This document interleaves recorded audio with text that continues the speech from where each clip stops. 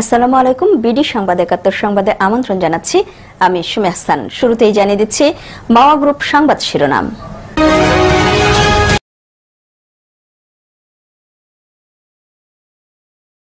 প্রয়াত রাষ্ট্রপতি শহীদ জিয়াউর রহমানকে হত্যাকারী বলে বই লেখা ও বৈষম্য বিরোধী কোটা আন্দোলনকারী ছাত্র জনতাকে রাজাকার আখ্যা দিয়ে প্রশাসনকে উস্কে দেওয়া ও ডিবিসি নিউজ টেলিভিশনের সম্পাদক প্রণব সাহাকে শাসিয়ে একক সম্পাদক হলেন জায়েদুল আহসান পিন্টু।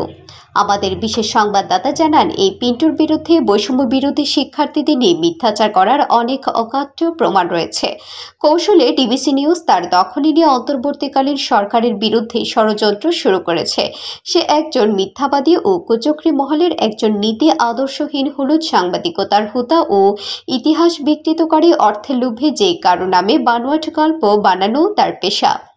এই জায়েদুল আহসান পিন্টুই বিএনপির প্রতিষ্ঠাতা শহীদ জিয়াউর রহমানকে হত্যাকারী উল্লেখ করে রহস্যময় গণ অভ্যুত্থান এবং রক্তপিচ্ছিল অন্ধকার নামে একাধিক বই লিখেছেন।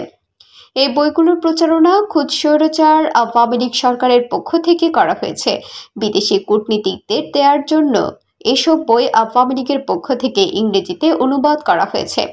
এছাড়া শহীদ জিয়াকে ইতিহাসে ঘৃণ্য হত্যাকারী বলে সাংবাদিক জায়েদুল আহসান পিন্টুর বক্তব্য ইউটিউব সহ সামাজিক যোগাযোগ মাধ্যমে রয়েছে। চিন্তা থেকে উনি একের পর এক আপনার সেনাবাহিনী থেকে মুক্তিযোদ্ধা নিধন শুরু করলেন। এই মুক্তিযোদ্ধা এবং অমুক্তিযোদ্ধার দ্বন্দ্ব সেনাবাহিনীতে কিন্তু জেনারেল জিয়াই করেছেন। চিন্তা থেকে উনি একের পর এক আপনার সেনাবাহিনী থেকে মুক্তিযোদ্ধা নিধন শুরু করলেন। এই মুক্তিযোদ্ধা এবং অমুক্তিযোদ্ধার দ্বন্দ্ব সেনাবাহিনীতে কিন্তু জেনারেল জিয়াই করেছেন, তার সঙ্গে সায় দিয়ে গিয়েছিলেন জেনারেল এরশাদ। তো এই চক্রগুলো মিলে আপনার যাদেরকে আপনার হত্যা করতে পেরেছে সব সোলজার আর অফিসারদের আপনার কোণঠাসা করে রেখেছে।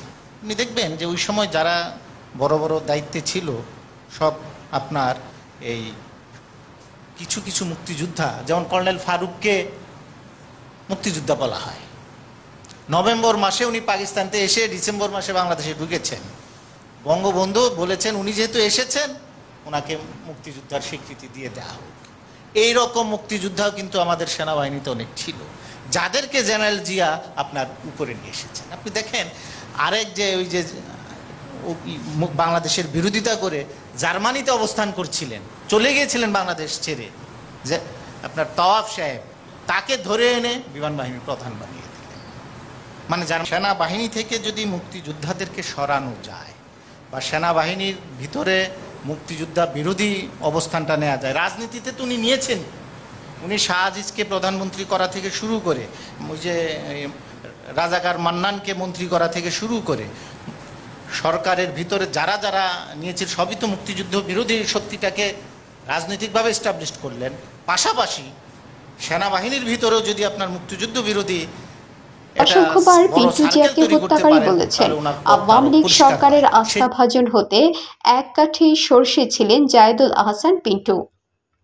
অনুসন্ধানে জানা গেছে, আওয়ামী লীগের গুজব সেল হিসেবে পরিচিত centre for research and information CRI এর অন্যতম প্রধান জায়েদুল আহসান পিন্টু, যিনি প্রয়াত শেখ মুজিবের নাতি রেদওয়ান সিদ্দিক ববির বন্ধু।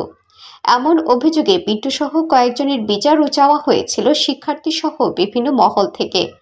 জানা গেছে, শিক্ষার্থীদের এমন দাবির মুখে এবং বিভিন্ন সময়ে অনিয়ম আর্থিক অপরাধ উঠায় জায়েদুল আহসান পিন্টুকে আপাতত অফিসে আসতে নিষেধ করেছিল ডিবিসি নিউজের মালিকপক্ষ। পরে বিএনপিপন্থী দুজন সাংবাদিক নেতার দ্বারস্থ হন পিন্টু। ওই দুইজন সাংবাদিক নেতা আরেক জ্যেষ্ঠ সাংবাদিকের নেতার সঙ্গেও পিন্টুকে কথা বলিয়ে এককভাবে সম্পাদকের চেয়ারে বসানোর আশ্বাস দেন। ফেসবুকে সাংবাদিক হাসনাত কাদের এই ঘটনার খোলাসা করে ফেসবুকে লিখেন, বিএনপিপন্থী দুই সাংবাদিক পিন্টুকে বলেন, অন্তর্বর্তী সরকারের সময় পিন্টু একক সম্পাদক এবং বিএনপি ক্ষমতায় আসার পর তাকে প্রধান সম্পাদক কাম প্রধান নির্বাহী কর্মকর্তা করা হবে। সেই সঙ্গে ডিবিসি নিউজের 5% শেয়ারও পিন্টুর নামে করে দেওয়া হবে বলে আশ্বাস দেওয়া হয়। পিন্টুর সঙ্গে এসব বৈঠকের সাক্ষী রয়েছেন একাধিক সাংবাদিক, তবে কত টাকা আর্থিক লেনদেন হয়েছে তা নিশ্চিত হওয়া যায়নি। এছাড়াও পিন্টুর বিরুদ্ধে আর্থিক দুর্নীতির অনেক অভিযোগ রয়েছে।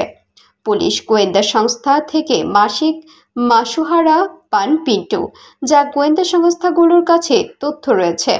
অনেক রিপোর্টারের নিউজ থামিয়ে তিনি বেনিফিশিয়ারির পক্ষ থেকে অর্থ নিয়েছেন এমন অভিযোগ রয়েছে তার বিরুদ্ধে।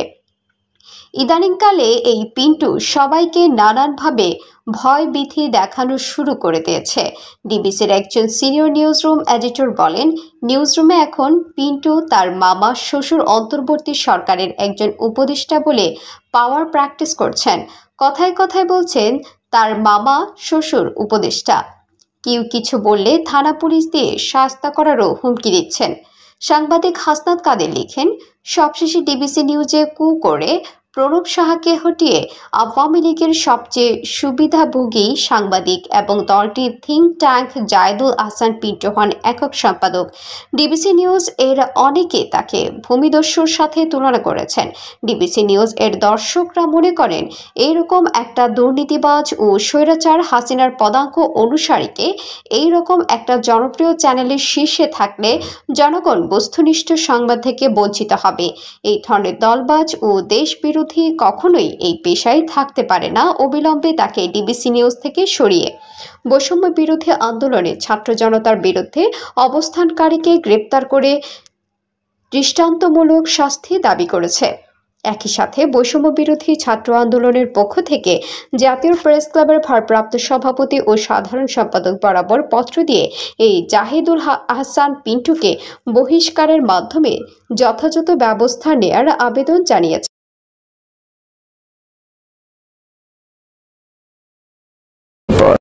বিডি সংবাদ ৭১-এর প্রবাস সংবাদ এই পর্যন্তই। দেশ ও প্রবাসের নিত্য নতুন খবর পেতে চ্যানেলটি সাবস্ক্রাইব করে সাথেই থাকুন। ধন্যবাদ।